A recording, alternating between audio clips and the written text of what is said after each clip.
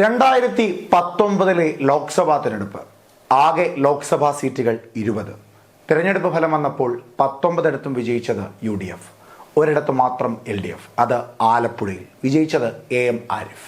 ഇത്തവണത്തെ ലോക്സഭാ തിരഞ്ഞെടുപ്പിൽ അങ്ങനെ ഉണ്ടാവാതിരിക്കാൻ നേരത്തെ തന്നെ സ്ഥാനാർത്ഥികളെ തീരുമാനിച്ച് കളത്തിലിറങ്ങുവാൻ സജ്ജമായിരിക്കുകയാണ് CPM. ആകെയുള്ള 20 സീറ്റുകളിൽ 4 CPI മത്സരിക്കും, ഒരിടത്ത് കേരള കോൺഗ്രസ് മാണി വിഭാഗം മത്സരിക്കും. ബാക്കി 15 ഇടങ്ങളിൽ മത്സരിക്കുന്നത് CPM.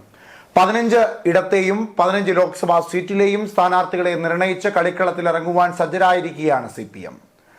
ഓരോ മണ്ഡലത്തിലെയും സ്ഥാനാർത്ഥികൾ ആരാണ്, അവരുടെ വിജയ സാധ്യത എത്രത്തോളമാണ് എന്ന് പരിശോധിക്കാം.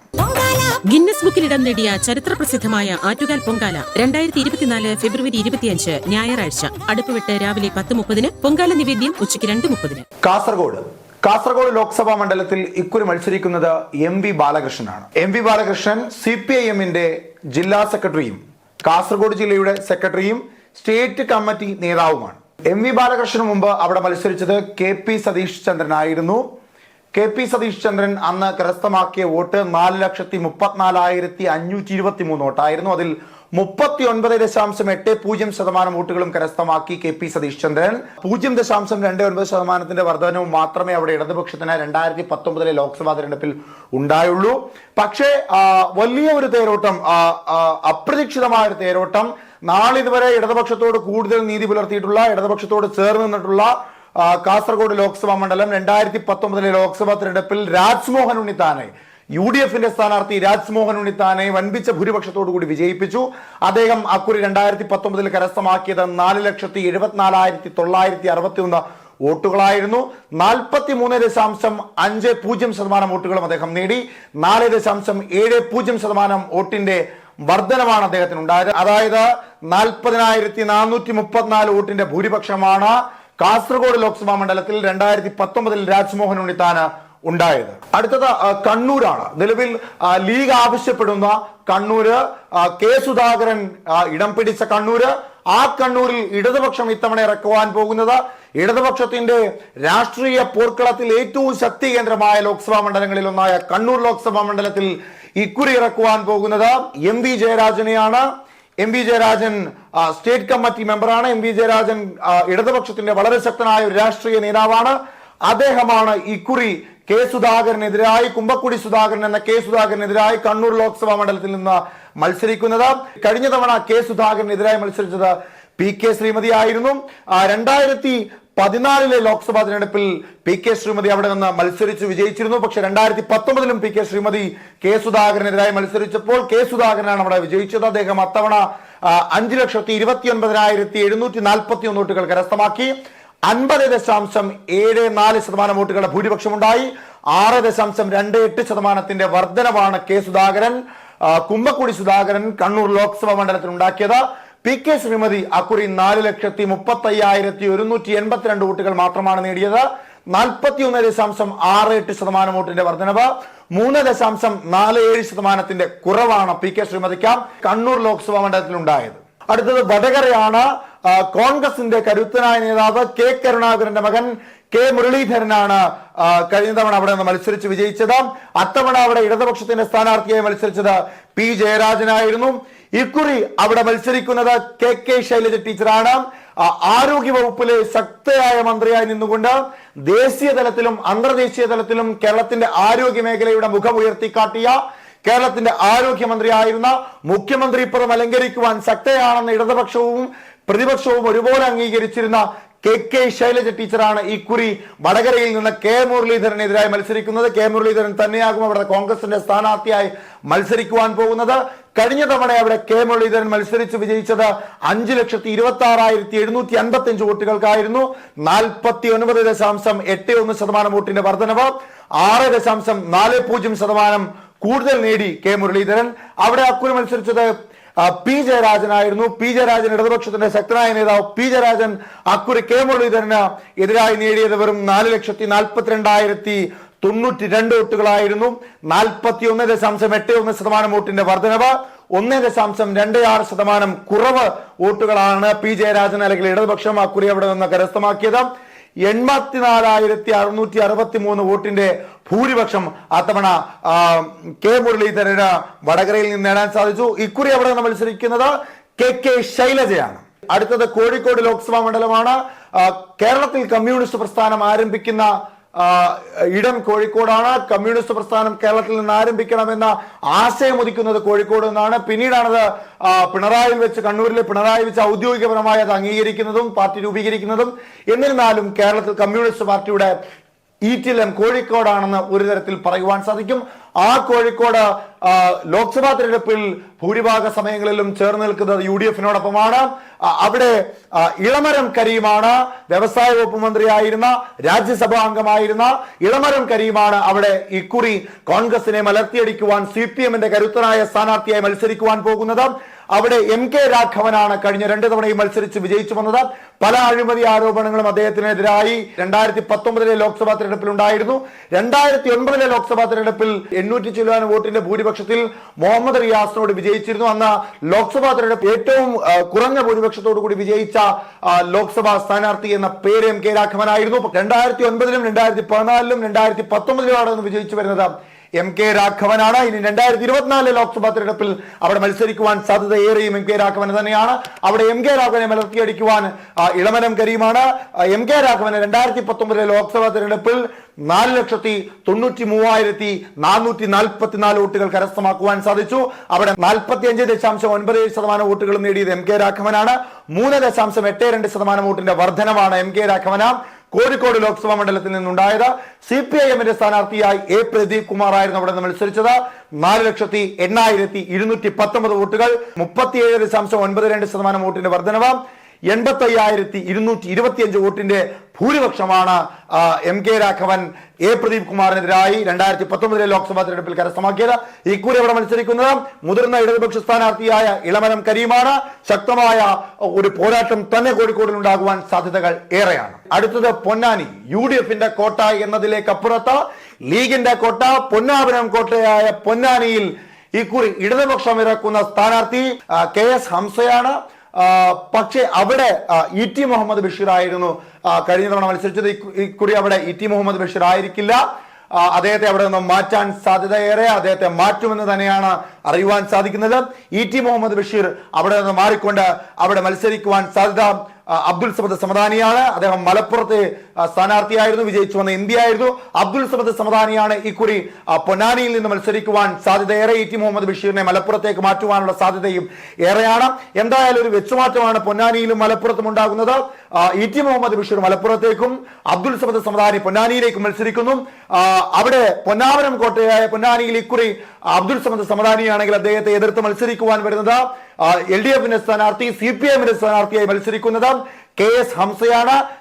ET മുഹമ്മദ് ബഷീർ 2019 മത്സരിക്കുമ്പോൾ അവിടെ നിന്ന് അദ്ദേഹത്തിന് കരസ്ഥമാക്കുവാൻ സാധിച്ചത് 5,21,824 വോട്ടുകളാണ്. 51.30% വോട്ടുകളും കരസ്ഥമാക്കി. അതായത് ഏകദേശം പകുതിയിൽ കൂടുതൽ വോട്ടുകളും കരസ്ഥമാക്കിയത് ET മുഹമ്മദ് ബഷീർ ആയിരുന്നു. അവിടെ എതിർ സ്ഥാനാർത്ഥിയായി മത്സരിച്ചത് PV അൻവർ ആയിരുന്നു. ഇടതുപക്ഷത്തിന്റെ ശക്തനായ നേതാവ് PV അൻവർ. അദ്ദേഹം കരസ്ഥമാക്കിയത് 3,28,551 വോട്ടുകൾ ആയിരുന്നു. 32.30 വോട്ട് ശതമാനമാണ് നേടിയത്. 8.21% വർധനവ് PV അൻവറിന് ഇടതുപക്ഷത്തിന്റെ സ്ഥാനാർത്ഥിയായി നേടുവാൻ സാധിച്ചു. 7.87% വോട്ടിന്റെ വർധനവാണ് ET മുഹമ്മദ് ബഷീർ 2019 പൊന്നാനിയിൽ നിന്ന് മത്സരിച്ച് വിജയിച്ച് നേടിയത്. KS ഹംസയാണ് ഇക്കുറി അവിടെ അബ്ദുൽ സമദ് സമദാനി ആണ് മത്സരിക്കുന്നെങ്കിൽ അദ്ദേഹത്തിനെതിരായി ഇടതുപക്ഷത്തിന്റെ CPM-ന്റെ സ്ഥാനാർത്ഥിയെ മത്സരിക്കുവാൻ പോകുന്നത്. മലപ്പുറത്തേക്ക് വരുമ്പോൾ നേരത്തെ നമ്മൾ പറഞ്ഞതുപോലെ തന്നെ അവിടെ മത്സരിക്കുവാൻ സാധ്യതയേറെ ET മുഹമ്മദ് ബഷീറിനാണ്. അദ്ദേഹം മത്സരിക്കുകയാണെങ്കിൽ അവിടെ എതിർപ്പാളയത്ത് നിന്ന് മത്സരിക്കുവാൻ പോകുന്നത് ഡിവൈഎഫ്ഐയുടെ സ്റ്റേറ്റ് പ്രസിഡന്റായ V വസീഫ് ആയിരിക്കും. ET മുഹമ്മദ് ബഷീറിന്റെ എതിർ സ്ഥാനാർത്ഥിയായി മലപ്പുറത്ത് നിന്ന് മത്സരിക്കുവാൻ പോകുന്നത്. കഴിഞ്ഞ തവണത്തെ ലോക്സഭാ തെരഞ്ഞെടുപ്പിൽ അബ്ദുൽ സമദ് സമദാനിക്ക് 5,38,248 വോട്ടുകൾ കരസ്ഥമാക്കുവാൻ സാധിച്ചു. 48.96% വോട്ടുകൾ നേടി. 8.05% വോട്ടിന്റെ കുറവ് മുസ്ലിം ലീഗിന് മലപ്പുറത്ത് ഉണ്ടായി. അത് വലിയ ഒരു കാര്യമാണ്.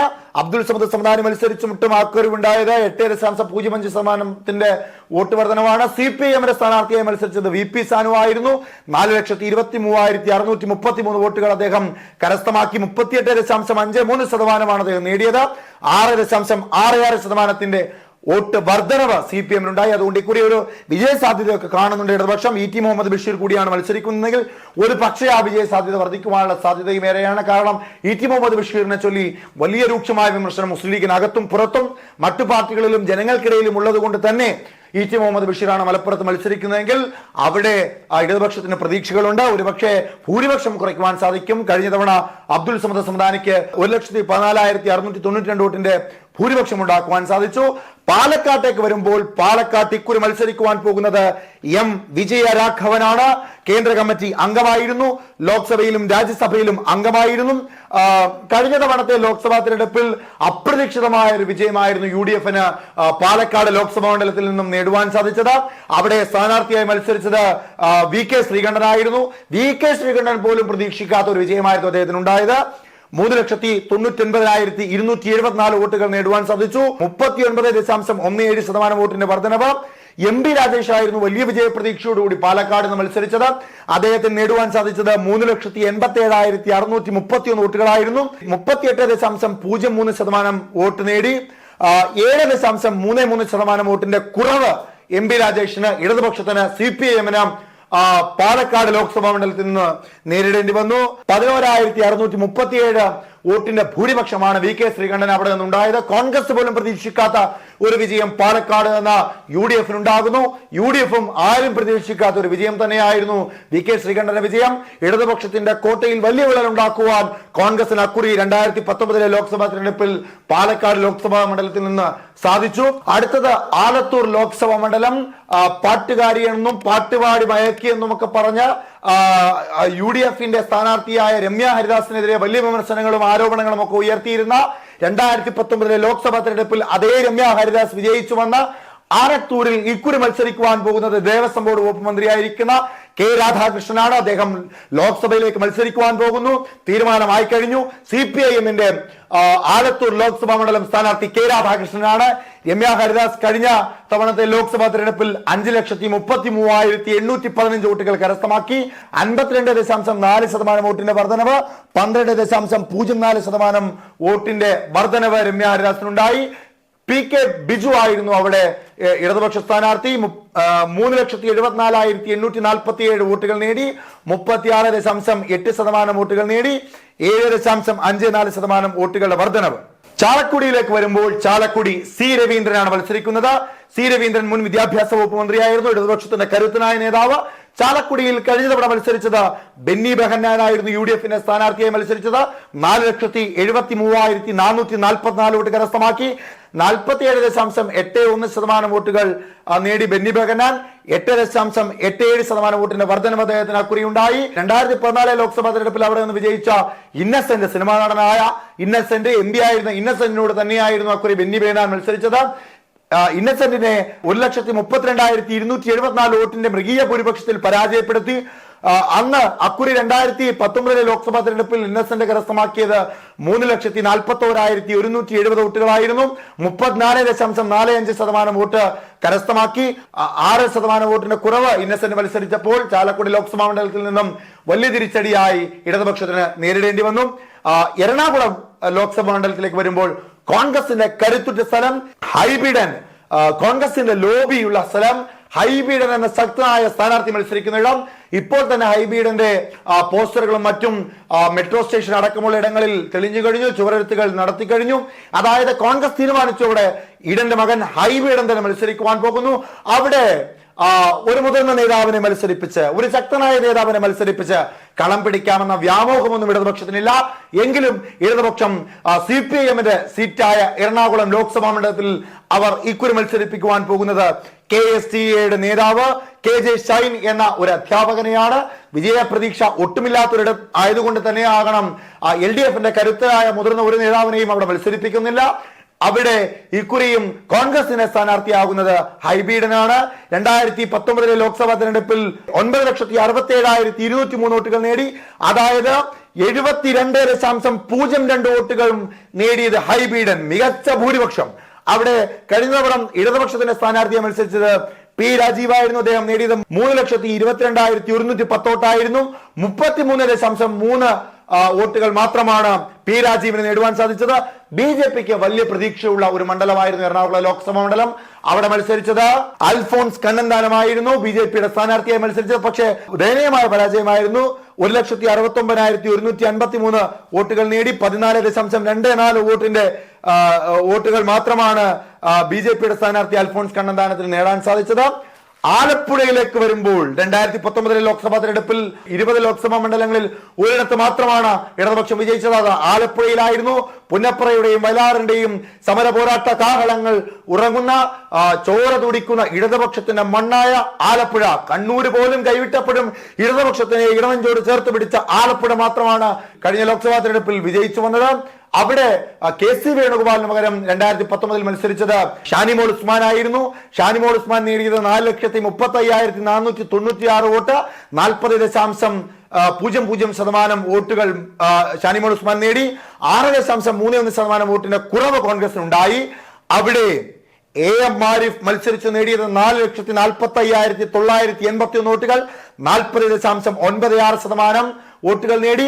3.41% കുറവ് എ.എം. ആരിഫിന് അവിടെ നിന്നുണ്ടായി. അതായത് കേവലം 10,474 വോട്ടുകൾ മാത്രമാണ് എ.എം. ആരിഫ് നേടിയത്. എങ്കിലും 20 ലോക്സഭാ മണ്ഡലത്തിൽ ഇടതുപക്ഷത്തിന് ആകെയുള്ള ആലപ്പുഴ ലോക്സഭാ മണ്ഡലത്തിൽ ഇക്കുറി മത്സരിക്കുവാൻ പോകുന്നത് എ.എം. ആരിഫ് തന്നെ.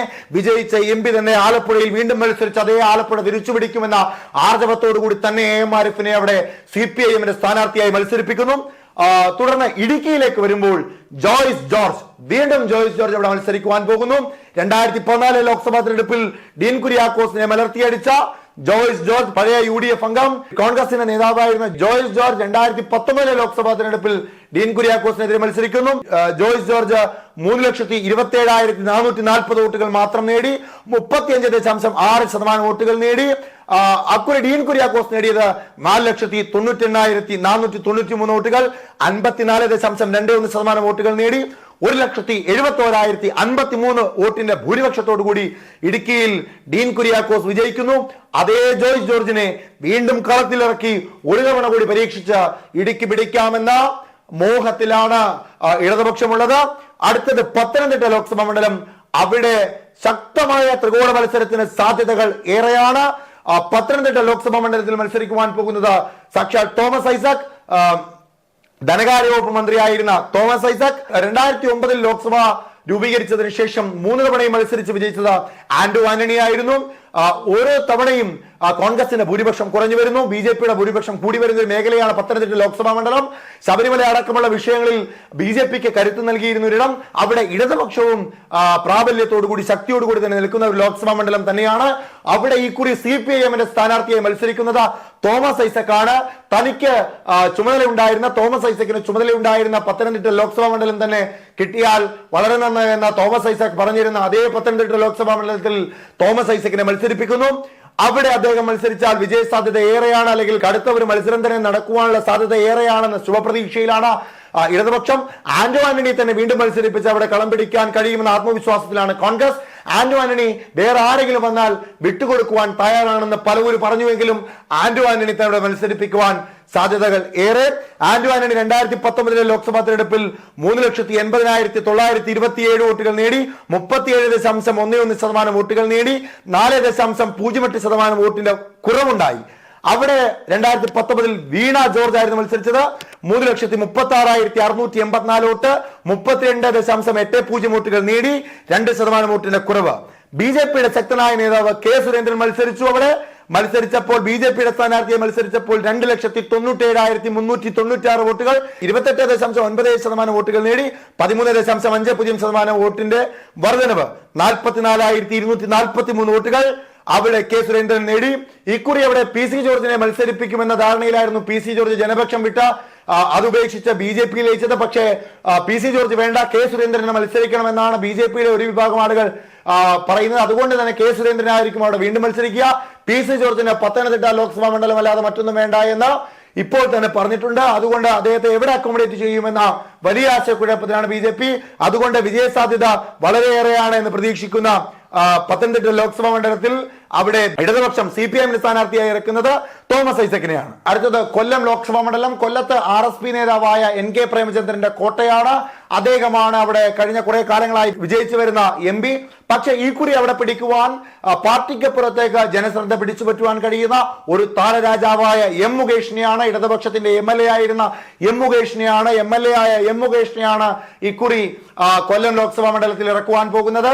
അവിടെ NK പ്രേമചന്ദ്രൻ കഴിഞ്ഞ ലോക്സഭാ തെരഞ്ഞെടുപ്പിൽ 4,99,667 വോട്ടുകൾ നേടി, 51.67% വോട്ടുകൾ നേടി, 5.15% വോട്ടിന്റെ വർധനമുണ്ടാക്കി. അവിടെ ഇടതുപക്ഷത്തിന്റെ സ്ഥാനാർത്ഥിയെ മത്സരിച്ചത് ഇപ്പോഴത്തെ ധനകാര്യ വകുപ്പ് മന്ത്രി KN ബാലഗോപാലനായിരുന്നു. 3,05,221 വോട്ട്, 36.24% വോട്ട്, 5.94% കുറവ് KN ബാലഗോപാലൻ അവിടെ ഉണ്ടായി. 1,48,869 വോട്ടിന്റെ ഭൂരിപക്ഷത്തിലാണ് NK പ്രേമചന്ദ്രൻ അവിടെ നിന്ന് വിജയിച്ചത്. അവിടെ ഈ കുറി CPIM സ്ഥാനാർത്ഥിയായി മത്സരിക്കുന്നത് M മുകേഷാണ്. അടുത്തത് ആറ്റിങ്ങലിൽ V ജോയി ആണ് മത്സരിക്കുന്നത്. V ജോയി ഇടതുപക്ഷത്തിന്റെ MLA ആണ്. ഇടതുപക്ഷത്തിന്റെ MLA ആയ V ജോയി ഇക്കുറി മത്സരിക്കുമ്പോൾ അവിടെ മത്സരിച്ച എല്ലാ മത്സരങ്ങളിലും വിജയിച്ചു വന്ന അടൂർ പ്രകാശ് എന്ന കോൺഗ്രസിന്റെ ശക്തനായ നേതാവ് മത്സരിക്കുവാൻ പോകുന്ന മണ്ഡലത്തിലെ പൾസറിഞ്ഞ് കൃത്യമായി പ്രവർത്തിച്ച് വിജയിക്കുവാൻ കരുത്തുള്ള കോൺഗ്രസിന്റെ നേതാവ് അടൂർ പ്രകാശ്, അദ്ദേഹത്തിനെതിരായി ഇക്കുറി മത്സരിപ്പിക്കുവാൻ പോകുന്ന ചെറുപ്പക്കാരനായ V ജോയി മത്സരിക്കുമ്പോൾ അടൂർ പ്രകാശിനെ മലർത്തിയടിക്കുവാൻ, ആറ്റിങ്ങൽ ലോക്സഭാ മണ്ഡലത്തിൽ മലർത്തിയടിക്കുവാൻ കഴിയുമെന്ന ശുഭപ്രതീക്ഷയിലാണ് മത്സരിപ്പിക്കുന്നത്. കഴിഞ്ഞ തവണത്തെ ലോക്സഭാ മണ്ഡലത്തിൽ സമ്പത്ത്, അതായത് തോൽവി ഒരു തവണയും അറിഞ്ഞിട്ടില്ലാത്ത സമ്പത്തിനെയാണ് കഴിഞ്ഞ തവണ അടൂർ പ്രകാശ് തോൽപ്പിച്ചത്. ആ സമ്പത്ത് കഴിഞ്ഞ ലോക്സഭാ തെരഞ്ഞെടുപ്പിൽ കരസ്ഥമാക്കിയത് 3,42,748 വോട്ടുകളായിരുന്നു. 34.50% വോട്ടുകൾ, 11.18% വോട്ടിന്റെ കുറിയുണ്ടായി. 3,80,995 വോട്ടുകളായിരുന്നു അടൂർ പ്രകാശ് കഴിഞ്ഞ തവണ നേടിയത്. 38.34% വോട്ടുകൾ നേടി, 0.75% വോട്ടിന്റെ വർധനവ്. അതുകൊണ്ട് ഭൂരിഭാഗ സമയങ്ങളിലും ഇടതുപക്ഷത്തോട് ചേർന്നിട്ടുള്ള ആറ്റിങ്ങൽ ഇക്കുറി V ജോയിയെ നിർത്തിക്കൊണ്ട് പിടിച്ചെടുക്കുവാൻ കഴിയുമെന്ന ശുഭപ്രതീക്ഷയിലാണ് CPIM.